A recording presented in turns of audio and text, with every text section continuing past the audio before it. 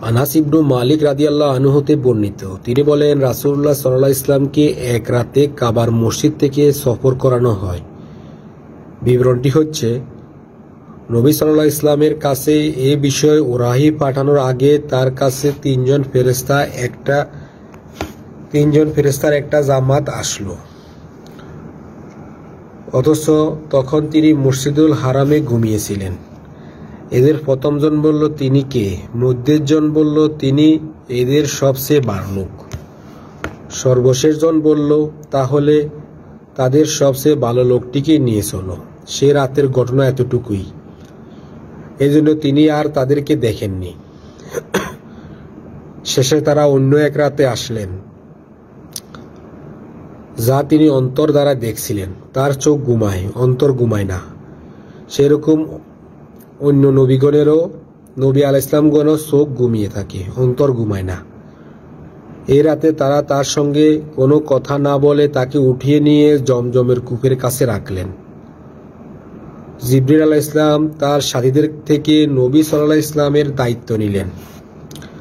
জিবরিল আলাইহিস সালাম তার গলার নিচ হতে বুক পর্যন্ত বিদীর্ণ করলেন এবং তার বুক ও পেট থেকে সবকিছু নেড়ে চেড়ে জমজমের পানি দ্বারা নিজ হাতে ধৌত করেন। সেগুলোকে পরিষ্কার করলেন। তারপর সোনার একটি তস্তরি আনা হলো এবং তাতে ছিল একটি সোনার পাত্র, যা পরিপূর্ণ ছিল ঈমান ও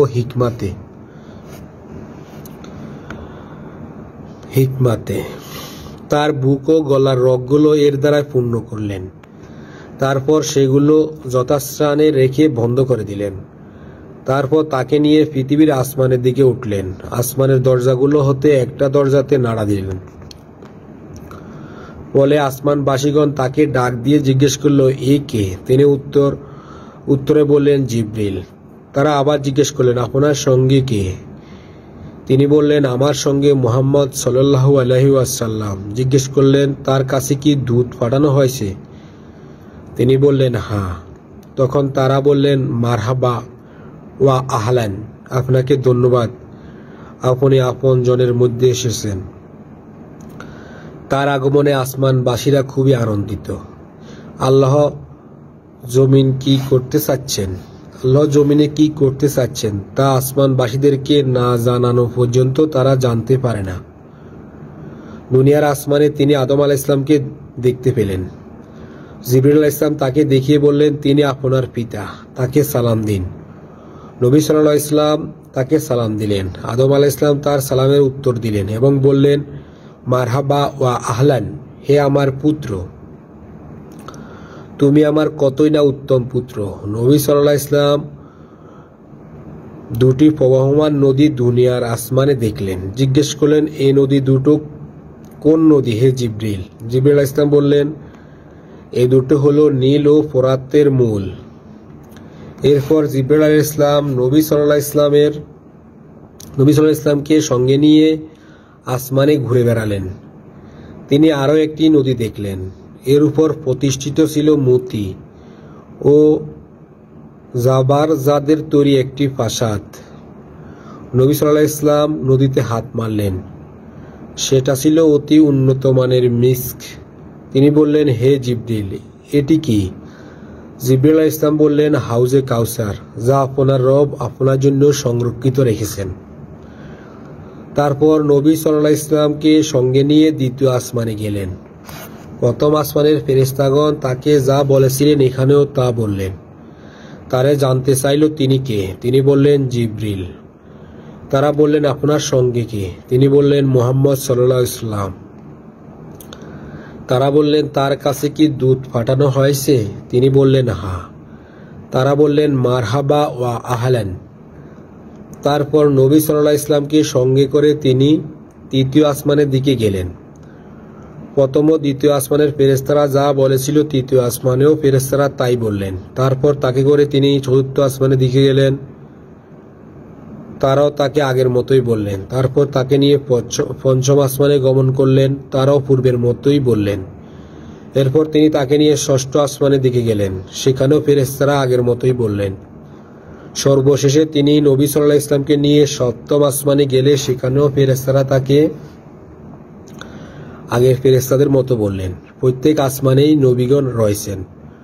নবী সাল্লাল্লাহু আলাইহি ওয়াসাল্লাম নাম উল্লেখ করেছেন। তার মধ্যে আমি সংরক্ষিত করেছি যে দ্বিতীয় আসমানে ইদ্রিস আলাইহিস সালাম, চতুর্থ আসমানে হারুন আলাইহিস সালাম, পঞ্চম আসমানে অন্য একজন নবী যার নাম আমি স্মরণ রাখতে পারিনি, ষষ্ঠ আসমানে রয়েছেন ইব্রাহিম আলাইহিস সালাম, এবং আল্লাহর সঙ্গে কথা বলার মর্যাদার কারণে মুসা আলাইহিস সালাম আছেন সপ্তম আসমানে।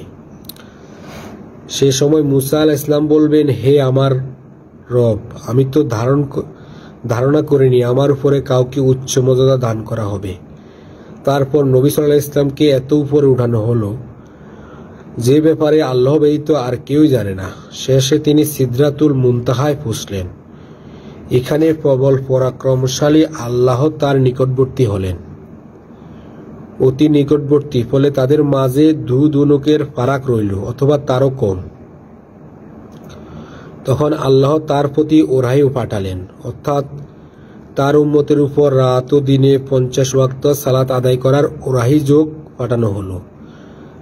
তারপর নবী সাল্লাল্লাহু আলাইহি ওয়াসাল্লাম নামলেন, আর মুসার কাছে আসলে মুসা আলাইহিস সালাম তাকে আটকে বললেন, হে মুহাম্মদ, আপনার রব আপনাকে কি নির্দেশ দিলেন? নবী সাল্লাল্লাহু আলাইহি ওয়াসাল্লাম বললেন, রাতে ও দিনে 50 বার সালাত আদায়ের। তখন মুসা আলাইহিস সালাম বললেন, আপনার উম্মত তা আদায় করতে পারবে না, কাজে আপনি ফিরে যান, তাহলে আপনার রব আপনার এবং আপনার উম্মত হতে এই আদেশটি সহজ করে দেবেন।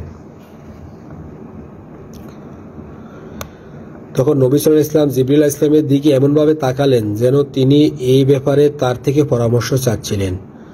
জিবরিল আলাইহিস সালাম তাকে ইশারায় বললেন, হ্যাঁ, আপনি ইচ্ছা করলে তা হতে পারে। তাই তিনি নবী সাল্লাল্লাহু আলাইহি ওয়াসাল্লামকে নিয়ে প্রথমে আল্লাহর কাছে গেলেন। তারপর নবী সাল্লাল্লাহু আলাইহি ওয়াসাল্লাম যথাস্থানে থেকে বললেন, হে আমার রব, আমার উম্মত এটি আদায় করতে পারবে না। তখন আল্লাহ 10 ওয়াক্ত সালাত কমিয়ে দিলেন। 10 ওয়াক্ত সালাত কমিয়ে দিলেন। এরপর মুসা আলাইহিস সালামের কাছে ফিরে আসলে তিনি তাকে থামালেন। এভাবে মুসা তাকে রবের কাছে পাঠাতে থাকলেন। শেষে 5 ওয়াক্ত বাকি থাকলো। 5 সংখ্যায় মুসা আলাইহিস সালাম তাকে থামিয়ে বললেন, হে মুহাম্মদ, আমি আমার বনি ইসরাইল কওমের কাছে এটা হতেও সামান্য কিছু পেতে চেয়েছি, তবু তারা দুর্বল হয়েছে এবং পরিত্যাগ করেছে। অথচ আপনার উম্মত শারীরিক, মানসিক, দৃষ্টিশক্তি ও শ্রবণ শক্তি সব দিক দিয়ে আরো দুর্বল। কাজে আপনি আবার যান এবং আপনার রব থেকে আদেশটি আরো সহজ করে আনুন। প্রতিবারই নবী সাল্লাল্লাহু আলাইহি ওয়াসাল্লাম পরামর্শের জন্য জিবরাইলের দিকে তাকাতেন। পঞ্চমবারও জিবরাইল তাকে নিয়ে যাত্রা করলেন। নবী সাল্লাল্লাহু আলাইহি ওয়াসাল্লাম বললেন, হে আমার রব, আমার উম্মতের শরীর, মন, শ্রবণ শক্তি, দেহ খুবই দুর্বল, তাই আদেশটি আমাদের থেকে আরো সহজ করে দিন। এরপর পরাক্রমশালী বললেন, মুহাম্মদ। নবী সাল্লাল্লাহু আলাইহি ওয়াসাল্লাম বললেন, আমি আপনার নিকট উপস্থিত, বারবার উপস্থিত। আল্লাহ বলেন, আমার কথার কোনো পরিবর্তন হয় না। আমি তোমার উপর যা ফরজ করেছি তা উম্মুল কিতাব তথা লাউহ মাহফুজে সংরক্ষিত আছে।